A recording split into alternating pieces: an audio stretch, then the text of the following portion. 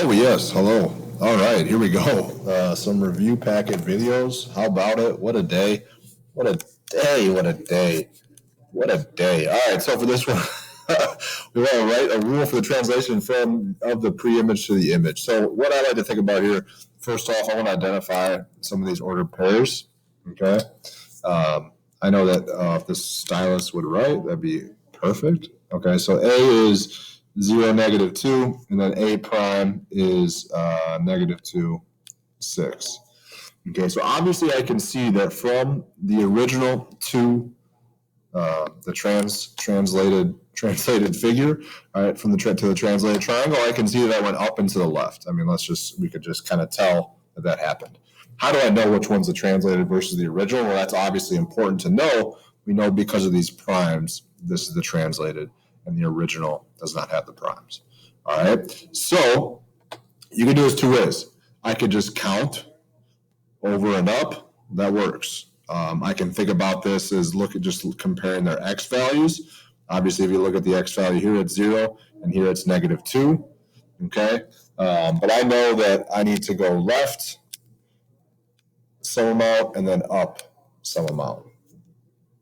Okay, left, I go left how many? Well, if I'm at 0 and I'll go to -2, that means I went left 2. If I'm thinking about how many I go up now, well, I start at -2 and I have to go all the way up to 6. So that's 1, 2, 3, 4, 5, 6, 7, 8 units. So it's up 8. So the rule, okay, write a rule. Well, a rule is going to be x, y, okay. Here's our original point, x comma y. The rule, if I'm going to the left 2, that means my x's are actually getting smaller. I'm going from 0 to -2, so my x's are getting smaller, so I'm subtracting. So this will be x minus 2, and my y's are getting bigger from -2 to 6. They're growing, y plus 8. What is the rule? This is the rule that we're looking for. X minus 2, y plus 8. Obviously, you could include this, that xy goes to this. Okay, but this is the most important part there. Okay, that's what we're looking for. Wow, that was pretty fun. That's number 8. Let's keep going. Consider a triangle. Okay, consider triangle DEF with its vertices, D, E, and F. All right, the image of triangle after a dilation has these vertices now. D prime, E prime, and F prime are listed there.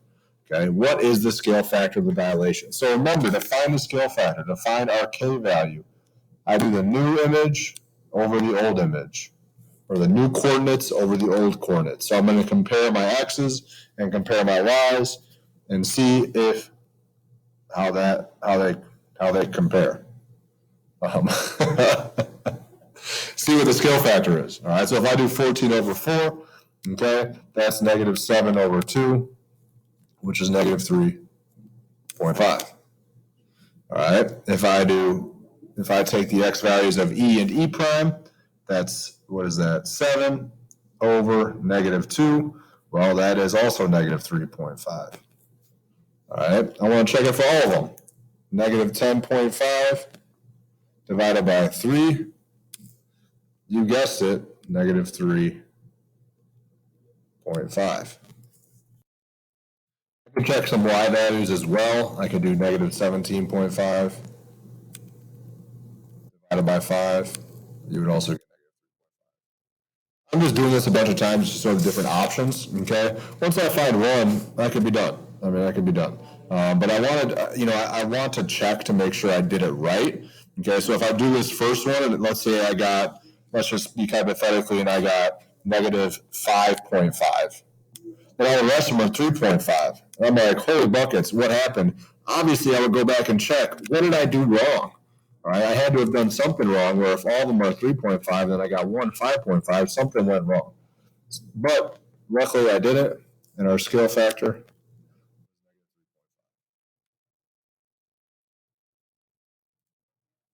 Okay. Triangle ABC have these vertices. How about it? And it's dilating uses a scale factor of 1/5. So that means it's going to be a reduction. What are the new coordinates of triangle ABC? So I'm going to take every single value here and multiply it by 1/5 or divide it by 5. Okay?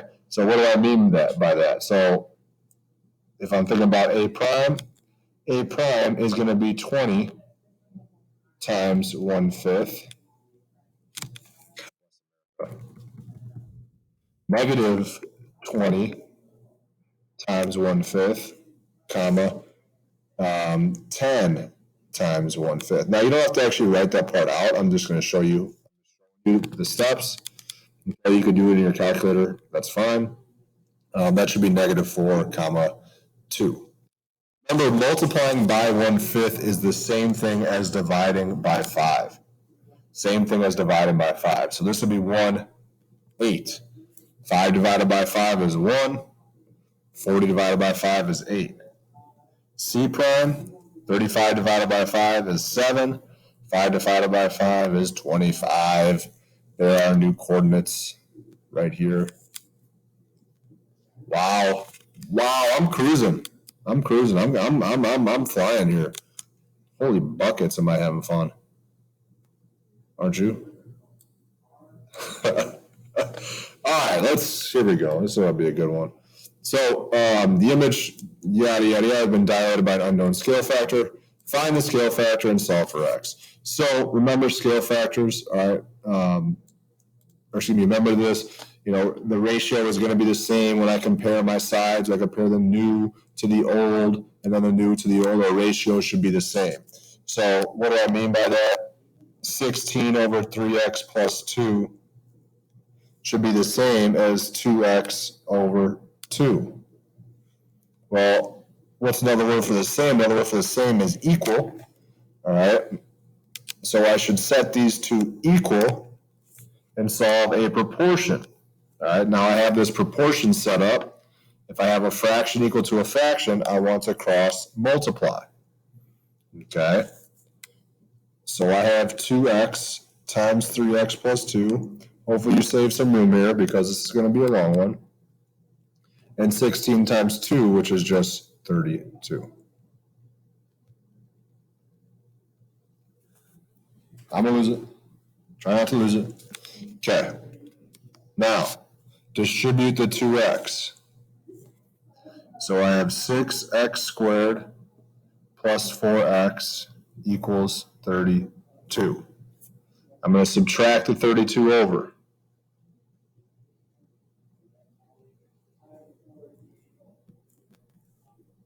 So equals 0. So I have a quadratic equal to 0, which means I'm going to have to factor. Now, we have to the first thing we want to ask ourselves when we factor, is there a greatest common factor? Fortunately for us, there is. I can take a 2 out of everything. So it's just 3x squared plus 2x minus 16 equals 0. So now I can do this two ways. I could guess and check. All right, or I can split the middle term. Okay, I'm going to split the middle term. So what I'm going to do, I'm going to pause it. I don't have enough space right here to do that, so I'm going to pause it and go on a new page. All right, so I want to factor this here. Okay, remember, if you're using guess and check, fine, do the guess and check. I'm going to show you split the middle term, okay, because it's going to work every time. All right, guess and check. Some of us, I'm not. We're not the best at that. So here we go. So I'm going to do the first number, a times c. So my first number is 3 times 16. All right, 3 times 16, or excuse me, negative 16 gives me negative 48. I think of the factors of 48 that could add to give me 2. Well, I know that I have 2 times 24, 3 times 16, 4 times 12, still not yet. 5, no, 6 times 8. Oh, there's my winner. I want a positive 2, which means it's going to have to be a negative 6. So this 2x splits up. All right, the 3x squared comes down. That stays the same. The 2x splits into 8x minus 6x, and then that minus 16 comes along for the right as well. Split the middle term. I literally split this 2x into 8 and negative 6. All right. Now that I'm here, 2 by 2 grouping. If I have 4 terms, I can group 2 by 2. GCF here. What's the GCF between 3x squared and 8x? It's just x. Take out an x, I'm left over with 3x. Let's make that, I'm going to make that green. Over with 3x plus 8. GCF here between negative 6 and negative 16. That's a negative 2. So then it's 3x plus 8.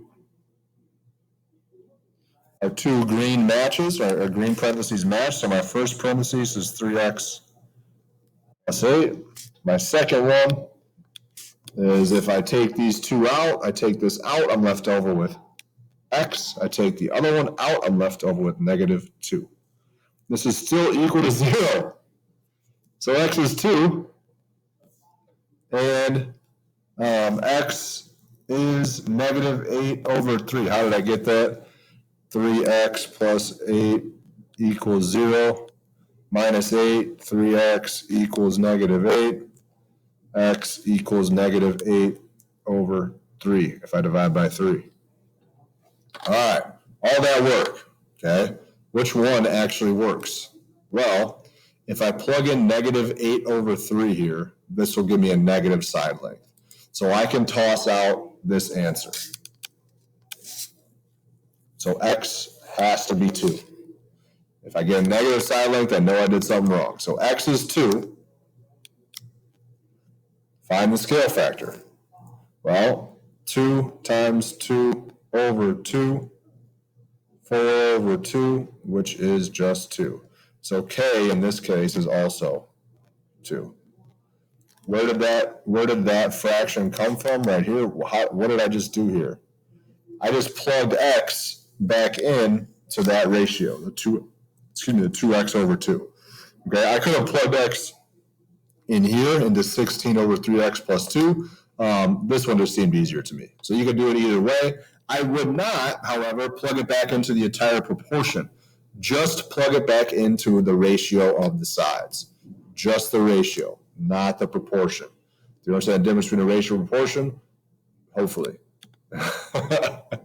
A ratio is just like a fraction. A proportion is when two fractions are equal, or when two ratios are equal. All right, let's keep going.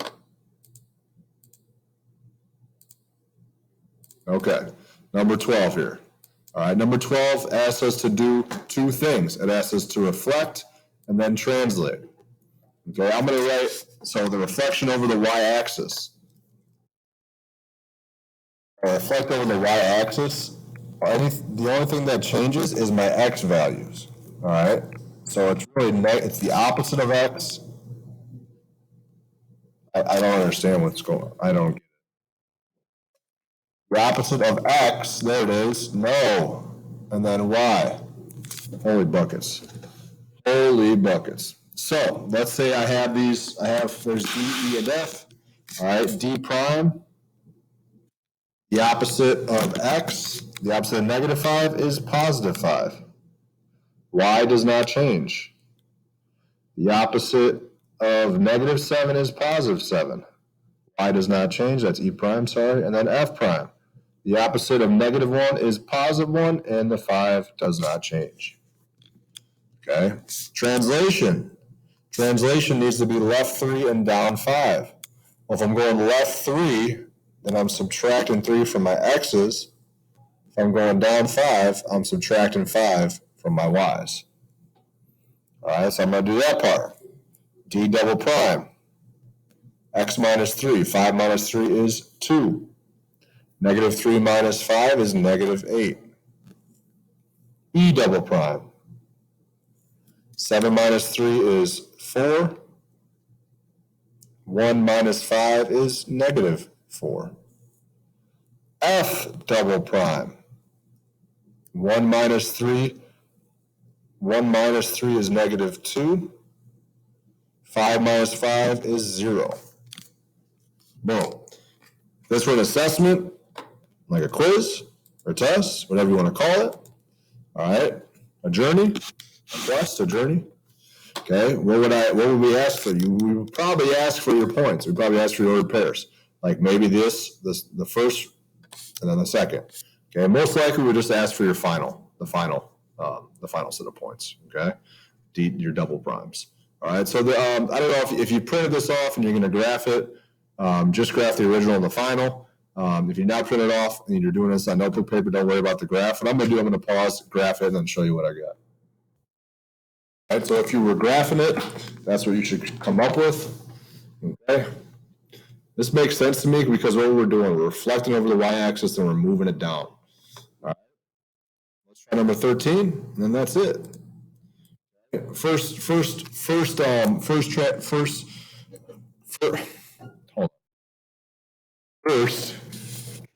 is reflection. Okay, the reflection, if I go over y negative x, or y equals negative x, then I'm negative y negative x. Okay, so I want d prime, opposite of y and the opposite of x, so y was negative 3, so the opposite of negative 3 is positive 3. X was negative 5, the opposite of negative 5 is positive 5. E prime, negative opposite of y, so y was 1, so the opposite of 1 is negative 1. X was negative 7, the opposite of negative 7 is positive 7. F prime, y is 5, so the opposite of 5 is negative 5. And the opposite of negative 1 is positive 1. Now we're going to rotate that 180 based off our first transformation. A rotation of 180 is opposite of x, opposite of y. Okay, so d double prime, I'm using these values now. All right, don't go back to the original. Use the transform values. So I start with 3, 5, opposite of, hold on, phone call. False alarm. I thought it was important for a second there. All right, so opposite of x and y, I got negative 3, negative 5. Opposite of x and y, positive 1, negative 7. Opposite of x and y, positive 5, negative 1. All right, so I'm going to pause again and graph these, all right, so you can have the graph as well. All right, there is your graph for the original right here in blue, and then the second transformation, the final triangle is down here. Hopefully that helped. Yeah, happy studying.